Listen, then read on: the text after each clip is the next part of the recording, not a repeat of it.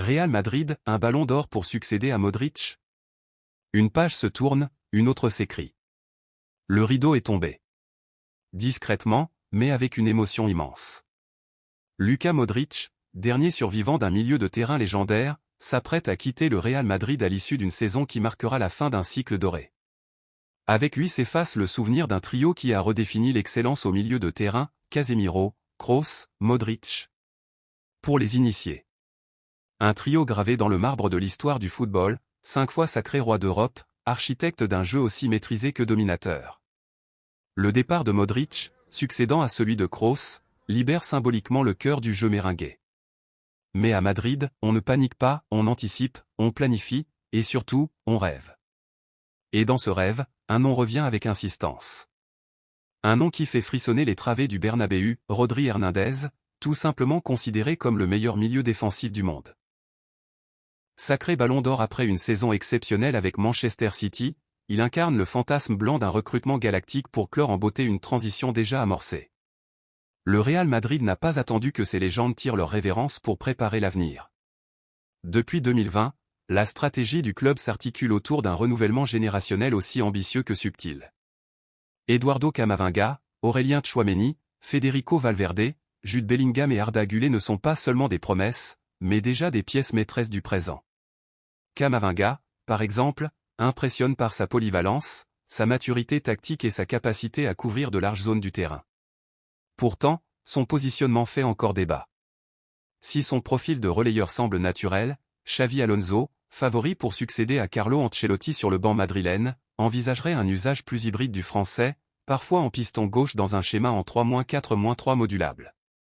Ce système, marque de fabrique du Bayer Leverkusen champion d'Allemagne, repose sur une mécanique bien huilée, une défense à 3 souples, des pistons infatigables, un double pivot intelligent et un trio offensif capable de permuter à volonté.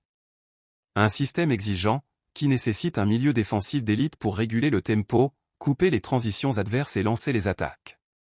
En d'autres termes, un Rodri. À 28 ans, Rodri est au sommet de son article. Pilier de Manchester City, pièce centrale du système de Pep Guardiola, il cumule vision du jeu, impact physique et régularité au plus haut niveau. Son intelligence positionnelle, sa capacité à dicter le tempo et à lire le jeu adverse font de lui un joueur unique, souvent comparé à Sergio Busquets, mais en plus complet. Pour le Real, Rodri serait plus qu'un renfort, il serait l'incarnation du renouveau, un leader naturel autour duquel construire le prochain grand milieu madrilène. Mais plusieurs obstacles de taille freinent ce rêve. Son passé à l'Atlético Madrid, bien que bref, pourrait refroidir certains sociaux. Sa valeur marchande, estimée à 110 millions d'euros par Transfermarkt, fait de lui un des joueurs les plus chers à son poste.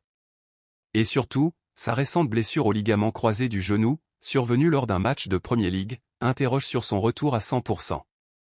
Malgré tout, selon AS et Marca, Florentino Pérez n'a pas écarté cette piste. Bien au contraire, l'opération Rodri serait vue comme un investissement stratégique à long terme, d'autant plus justifié si le Real venait à remporter la Coupe du Monde des clubs 2025, dont les revenus pourraient dépasser 120 millions d'euros. Mais le Real Madrid, fidèle à sa prudence dans les dossiers complexes, a prévu des alternatives. Et parmi elles, un nom surprend par sa discrétion autant que par sa pertinence, Angelo Stiller. Révélation du VfB Stuttgart, le milieu allemand a brillé cette saison avec 4 buts et 11 passes décisives en 47 matchs, tout en se distinguant par une vision de jeu mature, un pressing intelligent et une lecture du tempo impressionnante pour son âge. Formé au Bayern Munich, Stiller a su s'émanciper pour devenir le cerveau de Stuttgart, surprenant deuxième de Bundesliga. Autre détail non négligeable, il est représenté par l'agence qui gérait Toni Kroos, avec qui il partage quelques similitudes de profil. Et Kroos, désormais actionnaire de cette société, jouerait un rôle d'ambassadeur discret, voire de mentor virtuel, dans ce transfert éventuel. Avec une valeur estimée à 38 millions d'euros, Stiller représente une option raisonnable, capable de grandir dans l'ombre avant d'exploser sur la scène européenne. Le rôle de Bellingham, Valverde et les autres. Dans ce chantier de reconstruction, plusieurs joueurs doivent encore clarifier leur rôle dans le système d'Alonso. Jude Bellingham, exceptionnel cette saison, est un électron libre capable de briller dans tous les registres, box-to-box, meneur reculé ou même faux neuf dans certaines configurations. Federico Valverde, quant à lui, continue d'impressionner par sa polyvalence, son abattage physique et sa frappe lointaine. Dans un système en 3-4-3, il pourrait évoluer soit dans le double pivot, soit dans le couloir droit, selon le positionnement des pistons. Enfin, Eduardo Camavinga devra sans doute trancher entre sa nature de relayeur et les exigences de ses entraîneurs, qui voient en lui un potentiel couteau suisse du milieu. Sa capacité à défendre, percuter, dribbler et casser les lignes en font un profil rare, mais encore un peu sous-exploité. La probable arrivée de Xavi Alonso à la tête de l'équipe du Real constitue un tournant. Ancien régulateur du jeu merengue, il a déjà démontré à Leverkusen une vision tactique novatrice, un sens du détail à la Guardiola, et une capacité rare à faire progresser les jeunes talents. Sous ses ordres, on peut imaginer un Real Madrid plus vertical, plus audacieux dans le pressing, mais aussi plus fluide dans les transitions offensives. Alonso aime les milieux capables de se projeter, de jouer entre les lignes, et de relancer proprement des qualités que Rodri et Stiller partagent, chacun à leur manière. Mais l'ancien numéro 14 sait aussi qu'un effectif, aussi talentueux soit-il, ne vaut que par son équilibre.